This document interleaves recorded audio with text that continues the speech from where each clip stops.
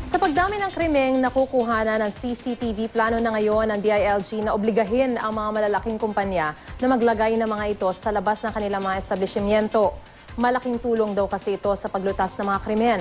Balitang hatid ni Sandra Aguinaldo.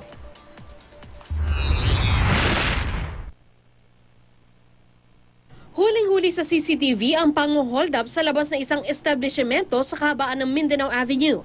Ang biktima may inaayos lang sa trunk ng kanyang kotse nang abangan ng riding in tandem at saka tinutukan ng baril. Ang suspect naman sa panggagahasa at pagpatay sa isang sanggol sa San Juan dahil nakuna ng CCTV sa labas ng isang bangko na kilala at patuloy na tinutugis ng pulisya. Ang mga ganitong krimen sa lansangan ang target malutas ng Department of Interior and Local Government o DILG gamit ang CCTV. Nagkaroon ng konsultasyon si Secretary Mar Rojas sa malalaking kumpanyang maraming branch sa iba't ibang panig ng bansa, kaugnay sa kahalagahan ng CCTV sa paglutas ng krimen. Sabi ni Rojas, sa loob ng may 6 na linggo, maglalabas ng Memorandum Circular ang DILG para sa local government units na layong gawing requirement sa malalaking negosyo ang pagkakabit ng CCTV sa labas ng kanilang establishment at nakaharap sa kalsada. Ang hinihingi namin sa inyo ay yung isang camera ay itutok sa labas, sa street scene, no? Kasi kung kayo naman ang target, ay makikita ninyo papasok palabas at makakatulong ito sa pagbibigay ng coverage sa kalye mismo.